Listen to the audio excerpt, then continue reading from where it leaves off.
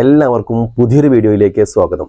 ഇന്നത്തെ വീഡിയോയിൽ നമ്മുടെ ടെക് വീഡിയോയിൽ നിന്നും വ്യത്യസ്തമായിട്ട് നമ്മൾ ഇന്നൊരു കുക്കിംഗ് വീഡിയോ ആണ്. അതായത് നമ്മൾ സൗത്ത് ഇന്ത്യയിലൊക്കെ ധാരാളം ഉണ്ടാക്കി വരുന്ന ഒരു മധുരമുള്ള ഒരു പലഹാരം, അതായത് കേസരി ബാത്ത് അല്ലെങ്കിൽ റവ കേസരി എന്നൊക്കെ പറയുന്ന ഒരു വിഭവം ഉണ്ടാക്കുന്ന വിധമാണ് നമ്മൾ ഇന്നത്തെ വീഡിയോയിൽ പറയുന്നത്. ഇവിടെ നമ്മൾ ഒരു 2.5 കിലോ റവയാണ് ഉപയോഗിക്കുന്നത്. അപ്പോൾ 2.5 കിലോ റവ നമ്മൾ ഉപയോഗിക്കുമ്പോൾ അതിലേക്ക് ഏകദേശം ഒരു 3.25 കിലോ പഞ്ചസാര ആവശ്യമായിട്ട് വരും. അതായത് 1 കിലോ റവയ്ക്ക് 1.5 കിലോ പഞ്ചസാരയാണ് ആവശ്യമുള്ളത്. അപ്പോൾ 2.5 കിലോ റവയാകുമ്പോൾ ഏകദേശം ഒരു 3.25 കിലോ പഞ്ചസാര ആവശ്യമാണ്. അതേപോലെ തന്നെ 1 കിലോ റവ നമ്മൾ ഉപയോഗിക്കുമ്പോൾ അതിലേക്ക് 600 ml എണ്ണ ആവശ്യമാണ്. അപ്പോൾ ഇവിടെ നമുക്ക് വെളിച്ചെണ്ണ ഒന്നും ഉപയോഗിക്കാൻ പറ്റില്ല. സാധാരണ ഉപയോഗിക്കാറ് സൺഫ്ലവർ ഓയിലൊക്കെയാണ്. അപ്പോൾ സൺഫ്ലവർ ഓയിലാണ് നമ്മൾ ഉപയോഗിക്കുന്നത്. അപ്പോൾ 1 കിലോ റവയ്ക്ക് 600 ml എന്ന കണക്കിലാണ് നമ്മൾ ഉപയോഗിക്കുന്നത്. പിന്നെ നമുക്ക് വേണ്ടത് ഒരു ലെമൺ കളറാണ്. നമ്മൾ ഫുഡ് കളർ, നമ്മൾ സാധാരണ ഉപയോഗിക്കുന്ന ഫുഡ് കളർ ലെമൺ ഫ്ലേവറുള്ള ഒരു കളറാണ് വേണ്ടത്. അത് ചെറിയൊരു ബോട്ടിൽ വേണം. പിന്നെ നമുക്ക് അണ്ടിപ്പരിപ്പ്, മുന്തിരിയും ആവശ്യാനുസരണം ഉപയോഗിക്കുക. പിന്നെ കുറച്ച് നെയ്യ്, ഒരു 100-200 ഗ്രാം നെയ്യ് നമുക്ക് ആവശ്യമുണ്ട്. പിന്നെ നമുക്ക് ഒരു പൈനാപ്പിൾ കൂടി ഇതിന് വേണ്ടിയിട്ട് ഉപയോഗിക്കണം. അപ്പോൾ ഇത്രയും കാര്യങ്ങളാണ് നമുക്ക് വേണ്ടത്. അപ്പോൾ നമ്മൾ ആദ്യം ചെയ്യാൻ പോകുന്നത്, നമ്മൾ ഒരു പഞ്ചസാര ലായനി ഉണ്ടാക്കിയെടുക്കുകയാണ്.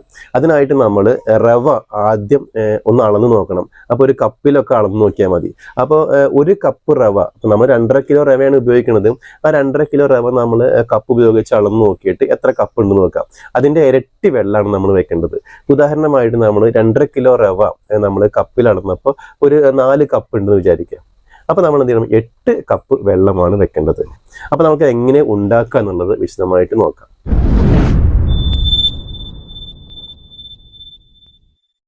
കർണാടക സ്പെഷ്യൽ കേസരി ബാത്ത് അവിടുത്തെ ഏറ്റവും സ്പെഷ്യൽ വിഭവമാണ്. കർണാടകത്തിലെ എല്ലാവരും ലൈക്ക് ചെയ്യുന്നതാണ്. നമ്മളെ കേരളത്തിലും എല്ലാവരും ലൈക്ക് ചെയ്യും.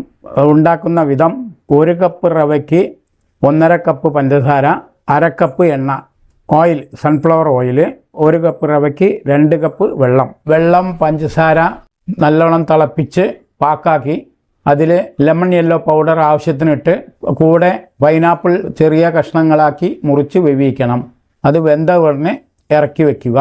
അടുത്തതായി 1 കപ്പ് റവ ആണ് എടുക്കുന്നതെങ്കിൽ 1/2 കപ്പ് എണ്ണ ഒഴിച്ച ഉടനെ റവ ഇടണം. അതിൻ്റെ കൂടെ ആവശ്യത്തിന് മുന്തിരിയും അണ്ടിപ്പരിപ്പും ഇടുക. നല്ലവണ്ണം ഇളം ചൂടിൽ ഇളക്കി മുന്തിരി പൊന്തി വരുന്ന സമയത്ത് അതിൻ്റെ മൂപ്പ് പാകമാവുന്നതാണ്. ആ സമയത്ത് ആദ്യം വെച്ച ലായനി അതിലൊഴിക്കുക. ഒഴിച്ച് കുറച്ച് നെയ്യ് മേലെയാക്കി വയ്ക്കുക. കേസരി ബാത്ത് റെഡി. കേസരി ബാത്ത് ഉണ്ടാക്കുന്നതിന് വേണ്ടിയിട്ട് നമ്മൾ ആദ്യം വെള്ളം തിളപ്പിക്കണം. റവ ഒരു കപ്പിൽ അളന്ന് നോക്കിയിട്ട് എത്ര കപ്പുണ്ടോ അതിൻ്റെ ഇരട്ടി വെള്ളമാണ് നമ്മൾ അടുപ്പത്ത് വെക്കേണ്ടത്. അതിലേക്ക് നേരത്തെ ഞാൻ പറഞ്ഞിട്ടുള്ള അളവിൽ നമ്മൾ 2.5 കിലോ റവയാണ് യൂസ് ചെയ്യുന്നത്. അപ്പോൾ 2.5 കിലോ റവയിലേക്ക് നമുക്ക് 3.25 കിലോ പഞ്ചസാരയാണ് വേണ്ടി വരിക. അതായത് 1 കിലോ റവയ്ക്ക് 1.5 കിലോ പഞ്ചസാര എന്ന രീതിയിലാണ് ആ പഞ്ചസാര നമ്മൾ അതിലേക്ക് ആ വെള്ളത്തിലിട്ട് തിളപ്പിക്കുക.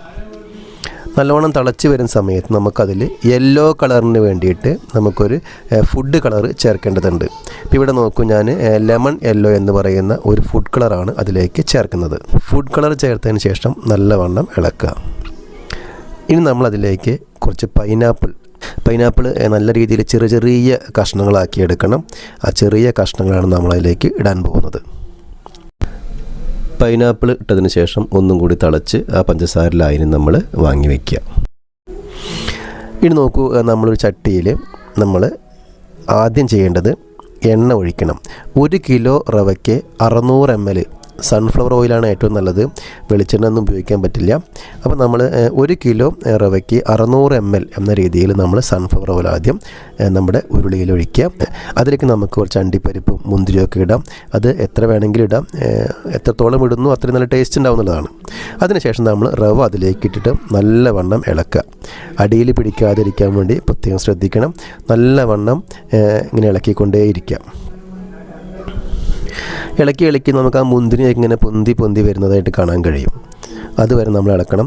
റവ ഒരു ഒന്നിങ്ങനെ കളറിങ്ങനെ ചേഞ്ചായിട്ട് വരുന്നുണ്ടാവും. അതുവരെ നല്ലവണ്ണം ഇളക്കുക.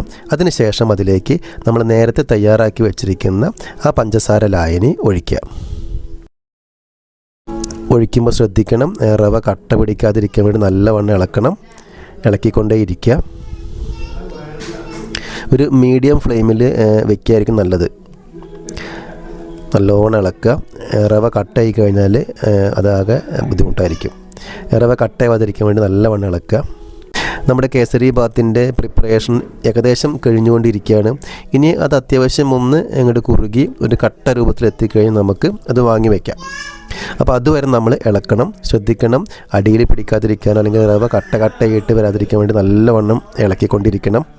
അപ്പോൾ നോക്കൂ, അത് കുറുകി വരുന്നതായിട്ട് കാണാൻ പറ്റും. റവ നല്ലവണ്ണം വേവും വേണം. അതിനുവേണ്ടി നമുക്ക് കുറച്ച് നേരം അത് അടുപ്പത്ത് വെക്കണം. അപ്പോൾ ഫ്ലെയിം ഒന്ന് കുറച്ചാൽ മതി. കണ്ടോ, ഇപ്പോൾ റവ ഇങ്ങനെ കുറുകി വരുന്നുണ്ട്. റവ ഏകദേശം കുറുകി കഴിഞ്ഞു. ഇനി നമ്മളത് വാങ്ങി വയ്ക്കാൻ പോവുകയാണ്. നമ്മളത് വാങ്ങി വയ്ക്കുകയാണ്. നോക്കൂ, ഇപ്പോൾ അത്യാവശ്യം ഒരു കുറുകലായിട്ടുണ്ട്. കണ്ടോ, ഇനി നമ്മൾ അതിലേക്ക് നെയ്യ് കുറച്ച് ഒഴിക്കണം. ഇപ്പം നമ്മൾ നെയ്യ് ഇടാൻ പോകും. കണ്ടോ, നെയ്യ് നമ്മൾ ഒരു 3-4 സ്പൂണ് നെയ്യ് ഇടുന്നതിനനുസരിച്ച് ടേസ്റ്റ് കൂടും. എന്നാലും ഒരു 4 സ്പൂണോ 5 സ്പൂണോ നെയ്യൊക്കെ ഇട്ടാൽ മതി. എന്നിട്ട് നമ്മൾ ചട്ടയം കൊണ്ട് ഒന്ന് ജസ്റ്റ് ഒന്നാണ്ട് ആ നെയ്യ് മുകളിൽ ഒരു ലെയർ മാതിരി ആക്കിയിട്ട് അടച്ചു വയ്ക്കുക. ഇപ്പം നമ്മുടെ കേസരി ബാത്ത് അല്ലെങ്കിൽ റവ കേസരി റെഡി ആയിട്ടുണ്ട്. ഇനി ഒന്ന് ചൂടാറിയതിന് ശേഷം അതൊന്ന് എടുത്ത് നമുക്ക് ഉപയോഗിക്കാവുന്നതാണ്. ഈ വീഡിയോ നിങ്ങൾക്ക് ഇഷ്ടപ്പെട്ടുവെങ്കിൽ നിങ്ങളത് മാക്സിമം ഒന്ന് ഷെയർ ചെയ്യുക. അതും നിങ്ങളൊന്ന് ഉണ്ടാക്കി നോക്കാം. വളരെ ഈസി ആയിട്ട് നമുക്ക് ഉണ്ടാക്കാവുന്ന ഭയങ്കര ടേസ്റ്റി ആയിട്ടുള്ള ഒരു മധുര പലഹാരമാണ് ശരിക്കും ഈ റവ കേസരി അല്ലെങ്കിൽ കേസരി ബാത്ത് എന്ന് പറയുന്നത്. കേരളത്തിലാണിത് കൂടുതലായിട്ടും ഉണ്ടാക്കാത്തുള്ളൂ. കേരളത്തിന് പുറമെ, അതായത് തമിഴ്നാട്ടിൽ, കർണാടകയിലൊക്കെ ഇത് അവിടെ റെഗുലറായിട്ട് ഉണ്ടാക്കുന്ന ഒരു വിഭവം തന്നെയാണ്. അപ്പോൾ താല്പര്യമുള്ളവരൊന്ന് ഉണ്ടാക്കി നോക്കുക. ഉണ്ടാക്കി നോക്കിയതിന് ശേഷം നിങ്ങളുടെ അഭിപ്രായം ഒന്ന് കമൻ്റായിട്ട് രേഖപ്പെടുത്തുക. ഓക്കെ.